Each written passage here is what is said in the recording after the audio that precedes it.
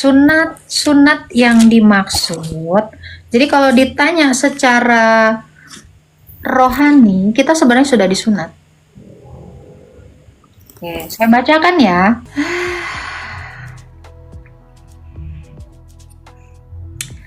Halo, Joanna. Halo, shalom Kak. Shalom. Silakan. Yang mau ditanya? Mau bertanya Kak. Silakan. Gimana Kak? Selamat tahun baru Kak, Bah. Selamat tahun baru, Bang, untuk Abang. Saya belum tahun baruan, Bang.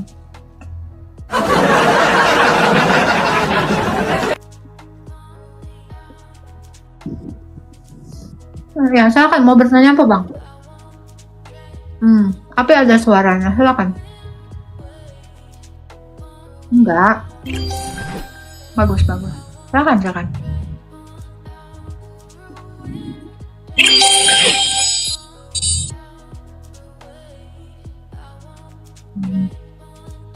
Kenapa kejadian 1 2, Mam?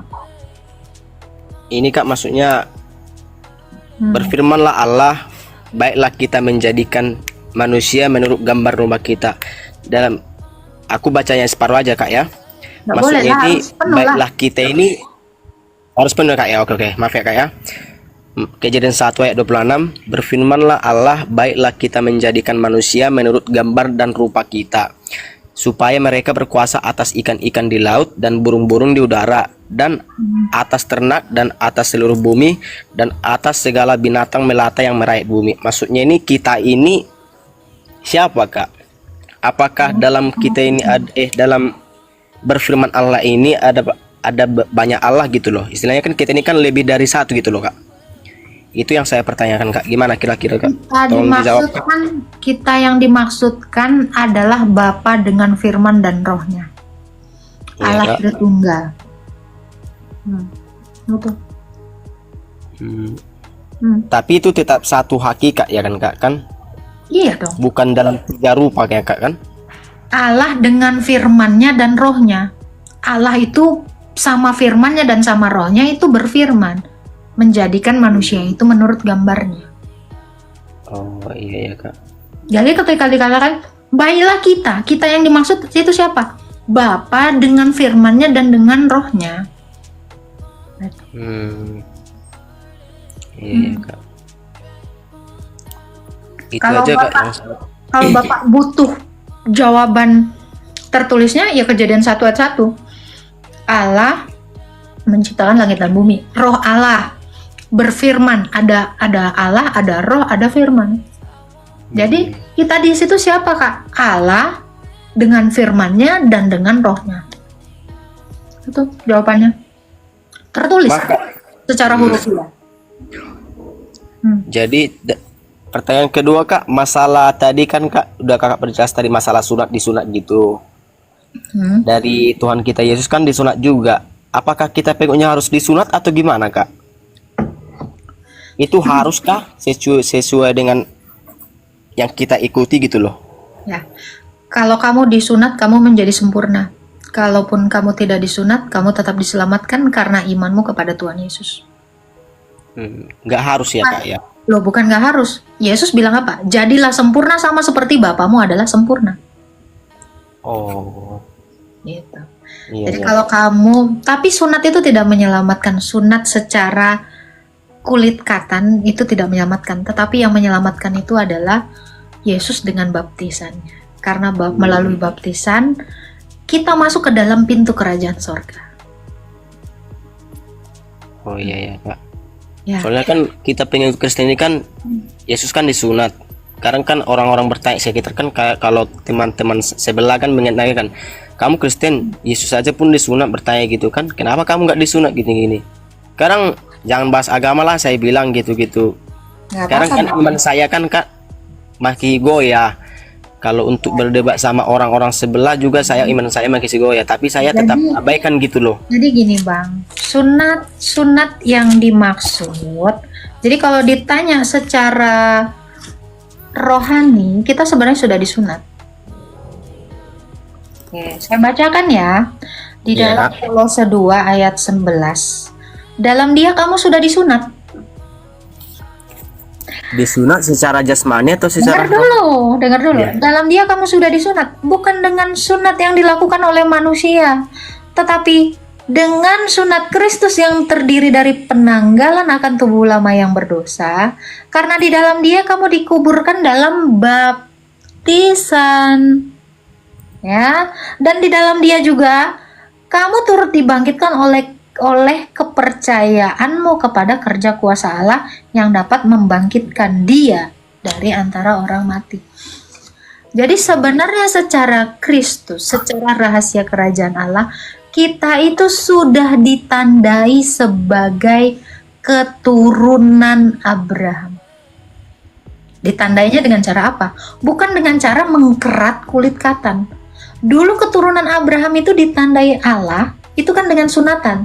Namanya tanda itu bentuk tanda kan, betul nggak? Iya Kak. Nah, ditandai dengan penisnya itu yang dikerat, itu sebagai tanda. Sekarang tandanya itu bentuknya baptisan. Makanya dikatakan dalam Dia, dalam Yesus, kita ini semua sudah disunat melalui baptisan. Kalau dulu secara manusia, tanda itu dengan cara penanggalan kulit katan. Sekarang kita lebih substantif lagi daripada sunat yang dilakukan manusia. Kalau dulu kan cuma dikit tuh, dikerat tuh. Tetapi dengan baptisan, kita menanggalkan seluruh keberdosaan kita. Ini menurut ayat ini. Jadi apakah kita tidak disunat, Kak? Disunat. Sunat kan artinya tanda kan? Kamu baca Kejadian 17. Sunat sebagai tanda perjanjian Allah dengan Abraham. Jadi apakah kita sudah ditandai? Sudah. Kita ditandai dengan Roh Kudus itu melalui baptisan. Jadi siapa yang mengatakan kita tidak ditandai sebagai keturunan Abraham? Kita semua sudah ditandai dan kita ini adalah keturunan Abraham. Itu tadi Kolose 2 ayat 11. Saya jelasin lagi di dalam Galatia. Ya, di dalam Galatia 3 ayat 29.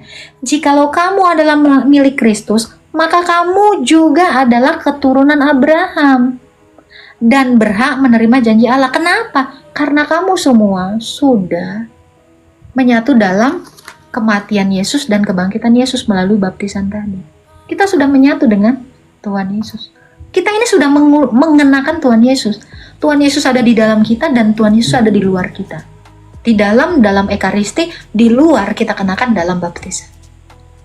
Kalau Yesus sudah disunat, berarti kita disunat melalui baptisan. Karena kita sudah menyatu dengan Yesus. Jadi jangan ada lagi yang mengatakan, oh orang Kristen nggak disunat. Disunat. Sunat kami lebih hebat lagi daripada sunat manusia. Yaitu sunatan baptisan. Sunat Kristus. Gitu. Tapi kalau kamu mau secara manusia, disunat juga, ya kamu menjadi lebih sempurna. Karena orang Kristen pun, yang tadinya hukum Taurat hanya untuk orang Yahudi, kini boleh untuk orang Kristen. Kita boleh disunat, Kak? Boleh. Malah lebih baik. Iya Kak. Tadinya kan hukum Taurat itu hanya untuk orang Yahudi. Yang disunat itu hanya keturunan Abraham. Orang Mesir nggak diajak, orang Arab juga nggak disunat. Kenapa? Dia nggak nerima perintah ini. Makanya mereka asal-asalan sunat. Disuruhnya perintahnya di dalam Kejadian 17 ayat 10, itu harus umur 8 hari. Jadi kalau ada orang bangsa lain yang tidak menerima Taurat, tetapi ikut-ikutan disunat, dia nggak tahu caranya. Setiap disunat itu harus menyerahkan kurban loh. Burung terkukur dan burung merpati. Nah, untuk orang-orang yang disunat tetapi tidak tahu caranya, itu adalah orang-orang yang tidak menerima Taurat tapi sok-sokan disunat. Mesir itu nggak disunat, hanya khusus untuk orang Yahudi. Tetapi ketika kamu menjadi pengikut Kristus, kamu itu secara rohani, kamu menjadi orang Yahudi karena kamu semua adalah keturunan Abraham. Oleh karena ini Galatia 3 ayat 29 tadi. Jadi kita ini adalah keturunan Abraham karena kita sudah menyatu dalam Yesus secara rohani. Iya Kak. Gitu. Ada yang ngerti tentang sunat? Bagaimana cara melakukan sunat? Hanya orang Yahudi yang tahu. Makanya negara-negara lain, bangsa-bangsa lain ini tidak tahu bagaimana teknisnya sunat. Ada yang dikapak umur 80, ada yang dilasur, ada yang ini. Karena mereka nggak tahu. Tapi hukumnya itu harus 8 hari. Jadi kalau ada orang yang disunat tidak 8 hari, dia bukan dapat Taurat itu. Dari hukumnya entah dari mana. Iya Kak. Ya, jadi kalau ada orang Kristen mau disunatkan, boleh. Dia menjadi sempurna. Umur 8 hari disunatkan. Dan jangan lupa memberikan kurban. Tapi kurbannya kan sekarang udah ekaristi. Bukan lagi kurban burung tekukur, bukan lagi domba, bukan lagi sapi, bukan lagi lembu. Gitu Bang. Jadi kalau ada yang bilang kita nggak disunat, kita semua disunat dalam baptisan. Kita ditandai sebagai milik Allah. Kita keturunan Abraham. Silakan Bang, ada lagi yang mau ditanyakan? Jadi oke Kak, sampai situ paham Kak. Masalah tentang kematian orang Kristen Kak, apakah setelah kita mati gitu langsung ke surga Kak, atau masih mati dalam apa gitu Kak, atau langsung ke surga atau Dalam mati apa? Dalam kubur. Iya. Beranak dong dalam kubur. Tidak, apakah kita setelah mati itu yang percaya kepada Yesus itu langsung kita ke Firdaus Kak? Apa tunggu penghakiman dulu tuh atau enggak Kak? Oke, kita baca di dalam Lukas 16 ya, mulai dari ayat 19. Kita ketika mati, yang percaya kepada Yesus dituntun oleh malaikat menuju Firdaus. Saat kita dituntun ke sana, pasti ada penguasa-penguasa di udara yang akan menghalangi. Nah, jadi ketika kamu hidup sebagai seorang Kristen tetapi melakukan dosa, semua perbuatanmu itu akan mengikutimu. Baca Wahyu 13 ayat 14. Ya, saya baca ya. Iya Kak. Makanya orang Kristen jangan suka-suka kau bikin dosa. Ya enggak juga sih Kak. Nah, oke, saya bacakan ya. Hilang pula ini. Apa yang hilang Kak? hilang Alkitabnya udah sobek-sobek. Ini gue cari dulu Alkitab yang baru ya. Sabar ya. Iya Kak. Di dalam Wahyu 13 ayat 14 ya. Oh, Wahyu 14 ayat 13 kan. Tuliskanlah, berbahagialah orang-orang mati. Ini kan bicara orang mati nih kan. Iya Kak. Berbahagialah orang-orang mati yang matinya dalam Tuhan sejak sekarang. Oke, sungguh kata Roh, supaya mereka boleh beristirahat dari jerih lelah mereka, karena segala perbuatan mereka menyertai mereka. Jadi ketika kita mati, nih, ya, ini bukan dongeng ya, karena Lukas sendiri udah mati dan bangkit ya, botak yang di bawah. Ini bukan dongeng, karena Lukas itu beneran mati dan bangkit menceritakan ini. Harus sudah ada orang yang bangkit dari kubur, maka kita percaya ada kebangkitan kubur. Ya, jadi kalau ada iman orang yang percaya kebangkitan dari kubur, tapi belum ada yang bangkit dari kubur, astagfirullahaladzim. Ya.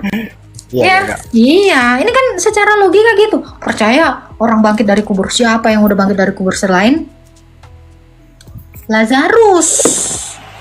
Oh, ini terkenal nih Lazarus nih. Oke. Ada seorang kaya yang selalu berpakaian jubah ungu dengan kain halus. Setiap hari bersukaria dalam kemewahan.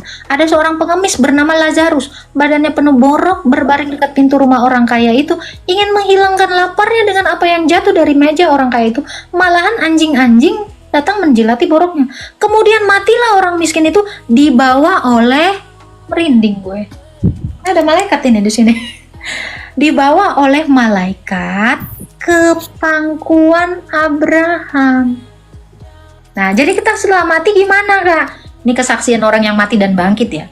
Dibawa ke pangkuan Abraham atau Firdaus. Ini orang yang hidup dalam Tuhan ya. Kalau hidupnya di dalam kardus hitam atau batu ya nggak ikut. Nggak dibawa malaikat ke Firdaus ya. Sementara ya ini kemudian matilah orang miskin itu dan dibawa ke pangkuan Abraham. Orang kaya itu juga mati lalu dikubur. Sementara ia menderita di dalam alam maut. Oh, orang yang di luar Kristus kena siksa kubur, guys. Nah, makanya ayo. Pintu surga Siksa kubur. Oke ya. Iya ya kak. Ini ya dikatakan Oke, Kak. dia sengsara dalam kubur ya. Sementara ia menderita sengsara di alam maut, ia memandang ke atas dan dari jauh dilihatnya Abraham. Lazarus duduk di pangkuannya, anjay. Enak banget lu Lazarus. Ikut dong. Lalu ia berseru kepadanya, Bapak Abraham, kasihanilah aku, suluhlah Lazarus itu supaya mencelupkan jarinya ke dalam air untuk menyejukkan lidahku. Berarti dia terbakar di dalam neraka. No, ini orang-orang yang di luar dari Kristus nih. Kena siksa kubur dia.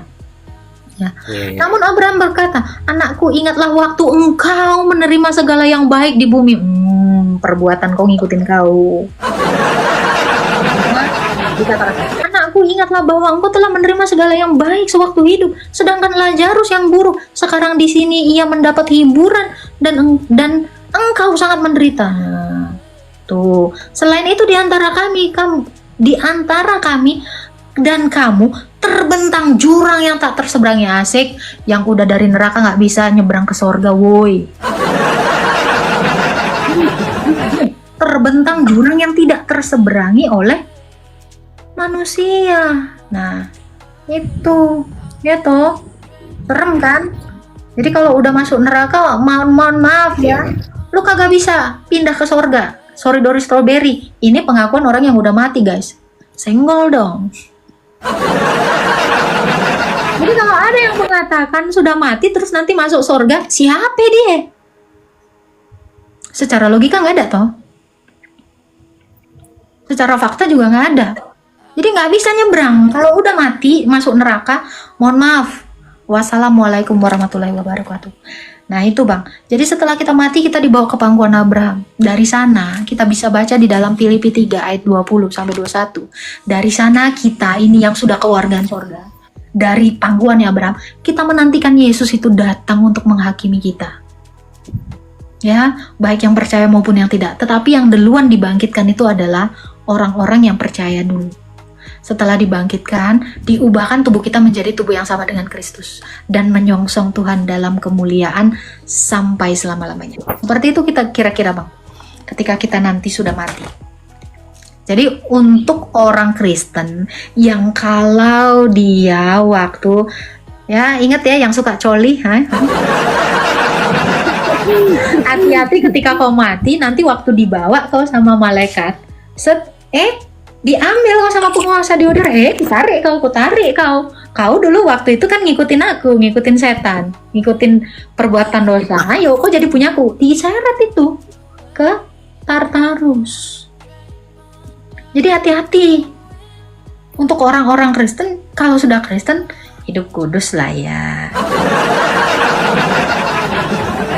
Suruh kejar kekudusan. Karena apa yang kita lakukan bang di dunia ini bang, itu ngikutin kita ketika kita mati.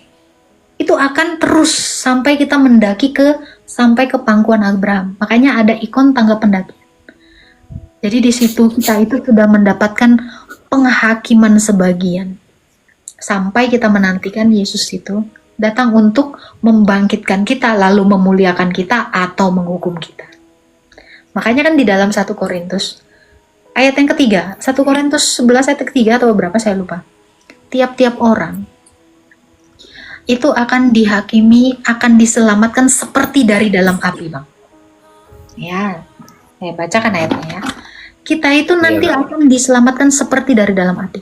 Jadi entah apa yang kita bangun atas dasar iman kita kepada Yesus.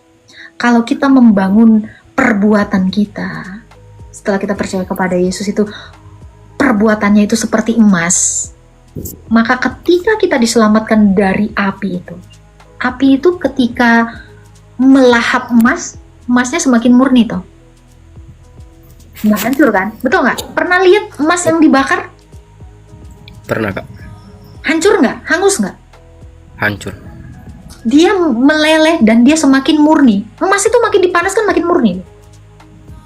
Dia semakin berkilau. Kalau perak pun demikian.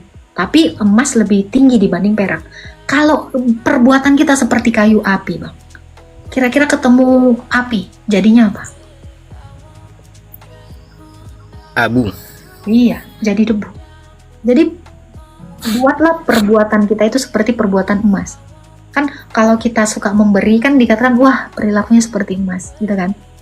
Itu. Iya, Kak. Jadi entah apa yang kamu bangun di atas dasar iman kamu kepada Yesus, entah itu perbuatanmu seperti emas, atau perbuatanmu seperti perak, batu permata, atau seperti jerami, atau seperti rumput, atau seperti kayu, ya itu akan tampak nyata bila mana Yesus itu datang dalam nyala api ketika hari penghakiman itu. Seperti itu. Jadi seperti itu nanti diselamatkan kita seperti di dalam api. Ini tertulis kok. Di dalam 2 Korintus ya. Ini yang saya katakan ini bukan isapan jempol ya, tapi ada. Entah orang membangun di atas dasar, ya. Jadi kita juga harus berhati-hati kalau kita sudah jadi Kristen. Ya, kita tidak boleh, kita tidak menghidupkan Kristus itu di dalam diri kita. Tunggu ya, hilang di situ Korintus itu. Alkitab itu banyak yang hancur. Tiap hari dibuka.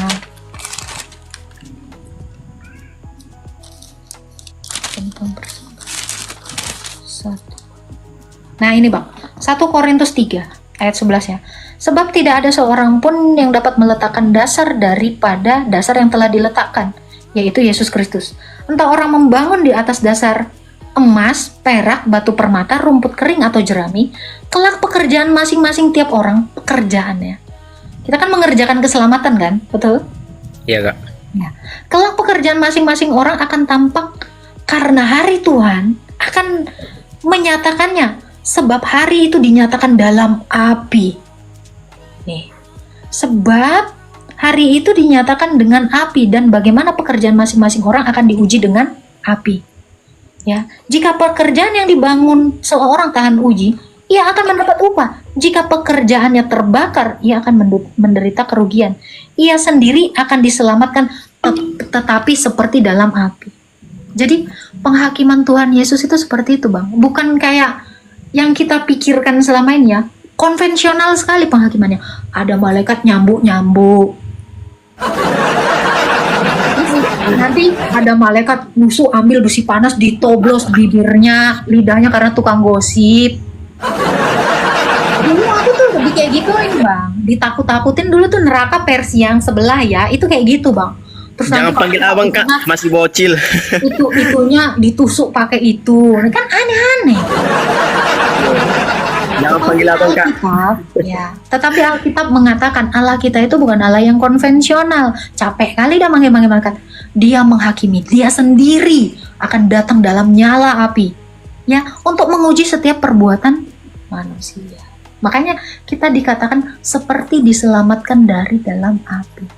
Bukan purgatori ya teman-teman ya. Bukan purgatori. Ini Yesus itu sendiri yang adalah api itu. Ya. Nah, seperti itu. Jadi kalau kita orang Kristen di dalam Wahyu 14 ayat 13, semua nanti perbuatan kita itu akan mengikuti kita. Jadi kita harus berhati-hati. Supaya ketika kita mati, semua perbuatan kita itu nggak ngikutin kita. Nanti iblis itu akan narik-narik kita. Kau kan dulu ngikutin aku, kusuruh coli kok coli. Ayo ikut aku. Hati-hati. Ya, kita nanti akan disertai oleh malaikat. Bisakah malaikat itu berperang melawan iblis-iblis itu? Nah, itu dia. Makanya perbuatan kita itu jangan ngeri-ngeri lah di dunia ini. Banyak kali dosa itu supaya malaikat itu bisa nolong kita. Makanya orang Kristen itu perlu berdoa kepada malaikat. Mohon maaf ya malaikat, aku sudah setiap hari membuatmu berduka karena perbuatanku. Supaya nanti ketika kita mati, dia pun menolong kita. Karena malaikat itu melayani manusia dan Allah. Nah, apalagi kita meminta kepada orang-orang kudus. Minta didoakan. Oh, Rasul Petrus, Rasul Paulus doakanlah aku. Karena mereka itu lebih didengar doanya dibanding kita yang kotor sekali ini mulut. Seperti itu bang. Jadi nanti setelah mati itu kita kayak gitu. Jangan kau kira enak-enak mati, set, rebahan langsung kau. Kau ingat dosa kau dulu. Iya. Itu. Gitu ya. Apalagi kalau dulu suka curi, suka fitnah. Berarti kelakuanmu, pekerjaanmu itu seperti kayu, seperti jerami. Jadi pekerjaan kita itu memang harus baik-baik ya. Mohon maaf ya teman-teman kalau ada yang tersinggung ya, aduh saya banyak dosa. Makanya kenapa kita harus minta maaf, harus pengakuan dosa supaya dosa kita itu tidak lagi mengikuti kita. Itulah fungsinya ekaristi. Ya kan? Iya, Kak. Di ekaristi kita diampuni. Gitu, Bang. Ada lagi yang mau ditanyakan? Jadi setelah mati nanti semua perbuatan kita ngikuti kita ya. Jadi kalau kau dulu suka selingkuh dari pasangan, mampus lah kau. Waktu dulu kau suka bohong sama mamamu, kau bilang mau belajar kerja kelompok, tau-taunya pacaran kau, rasa. Gitu Oke, dia. paham, Kak. Jadi masalah apa lagi, Kak? Masalah perselingkuhan, Kak, atau berzina ya, sama juga, Kak ya? Astaga Tuhan. Enggak, aku bertanya dulu, Kak. Bukannya gini, Kak. Di dalam kitab Kristen kan ada masalah ada tertulis dalam perzinahan gitu loh. Jadi, tapi jauh-jauh lah ya, Kak ya. Kan di dalam Suatu bilang saat- berzina. Ya, tapi jauh-jauh lah, Kak ya. Suatu saat lah dulu saya menikah nanti. Istri saya selingkuh gitu loh. Berarti kita harus menceraikan dia kan, Kak kan?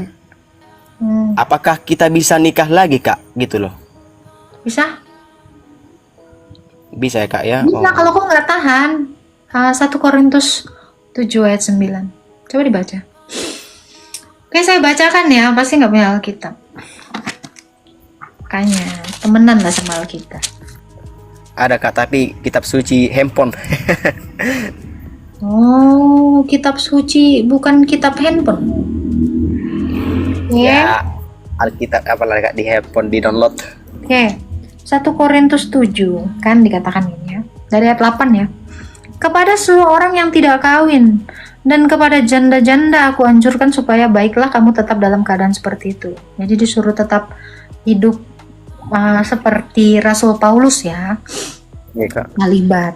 Ini kan dikatakan untuk orang-orang yang tidak kawin, ini berarti untuk laki-laki yang tidak kawin ya, yang nggak kawin kalau udah cerai gitu ya. Dan kepada janda-janda, aku anjurkan supaya baiklah mereka tetap dalam keadaan seperti itu. Namun, kalau mereka tidak dapat menguasai diri, baiklah mereka kawin sebab lebih baik kawin daripada binasa dalam dosa. Jadi kalau kamu tidak sanggup untuk hidup salibat, hidup kudus seperti Rasul Paulus, memberikan hidupmu untuk dalam Kristus, ya kamu lebih baik kawin daripada kamu binasa dalam dosa. Itu dianjurkan oleh Rasul Paulus. Tetapi itu adalah suatu kelonggaran ya, kelonggaran bukan hukum. Gitu. Jadi kalau ada yang bisa tahan dia untuk hidup salibat, ya menjaga kekudusan, ya itu lebih baik. Tapi kalau tidak sanggup, Berarti kalau beristri dua nggak bisa, Kak ya? kenapa? Kalau kita beristri dua nggak bisa ya, Kak ya? Wah ini gila ini. Mana Nggak boleh istri dua. Istri satu itu belum habis kok udah dua. Itu namanya rakus, serakah. Iya, Kak ya. Itu namanya serakah. Bang, kalau kau istri dua inget ya. Nih yang jomblo di bawah ini gimana kabarnya? Kalau semua sama kau ambil nanti habis lah bagian orang-orang jomblo di bawah ini. Nah itu ya nggak boleh serakah Tapi ya. kan- Nah, Tapi kan bagi-bagi hasil, Kak.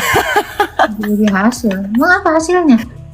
Ya mana tahu bagi-bagi, pokoknya bagi bagi separuh-separuh gitu, bagi hasilnya tuh Nggak. rata gitu loh. Karena gini Bagi rata ya, gitu. manusia, bahkan jangankan manusia, setiap orang itu tidak bisa bertuankan dua, hanya satu. Jadi kalau ada orang memiliki istri dua, berarti seorang dikasihinya, seseorang dibencinya, kan gitu. Itu ketidakadilan. Dan Tuhan itu juga nggak pernah mau ketika kita menyembah Dia, kita juga menyembah berhala, menyembah mamon, menyembah yang lain. Karena Allah itu maha pencemburu. Demikian perempuan yang kau nikah itu, tidak mungkin dia tidak mengalami rasa cemburu, pasti cemburu. Iya ya, Kak. Karena tidak ada satu manusia pun yang bisa berbuat adil, kecuali Tuhan. Hmm. Ya, Iya ya. Bohong itu semua. Kalau dibilang bisa adil itu nggak akan mungkin bisa adil. Kalau mau adil ya, ibarat kata, nih ya, alah mati. Ya kayak gini bang. Ya, ibarat kata kayak gini bang. Ini satu. Ya nyocoknya cuma satu. Kalau ada dua ini gimana bang? Nih ini yang mana mau masuk duluan ini? Hah? Kamu istri dua? Gimana ceritanya bang? Bisa nggak? Ngerti Kak, ngerti. Gitu ya. Jadi jangan beristrikan dua, satu aja dimanja-manja, disayang-sayang. Iya Kak, iya Kak. Satu aja nggak habis, kok mau dua? Hah? Ya kan mana tahu bisa gitu. Bertanya aja ya Kak. Aku pun nggak mungkin juga lah kayak gitu. Soalnya berpikiran juga kan nanti kayak mana lah perasaan si cewek sama awak ya kan. Oke, that's right. Iya Kak, iya Kak. Iya. Ya Kak, cukup sampai situ aja Kak pertanyaan Kak. Tapi udah paham aja lah sih Kak tentang, soalnya kan imanku agak goyah juga sih Kak, tapi di dalam kegoyah itu saya tidak juga mundur gitu loh, tidak juga turun iman saya gitu loh Kak, tetap bertahan juga. Tapi kan ada baiknya kalau kurang tahu bertanya juga sama kakak yang udah paham gitu, makanya tadi berani naik sama kakak gitu loh. Gini ya bang, iman itu bukan hanya untuk dikatakan, tetapi iman itu untuk dilakukan, harus dikerjakan. Jadi iman tanpa perbuatan hakikatnya mati. Jadi kalau kamu sudah mengetahui yang benar, lakukan. Jadi kalau kamu cuma sudah tahu yang benar tapi tidak melakukan, ya apa gunanya? Kamu itu Iya, cuma Kak. cuap-cuap aja. Gitu. Iya Kak, Oke bang, yang mau ditanyakan? cukup itu aja Kak, nanti mungkin lain kali lagi. Oke, Tuhan berkati ya. Iya Kak, sehat-sehat selalu Kak, shalom. Shalom.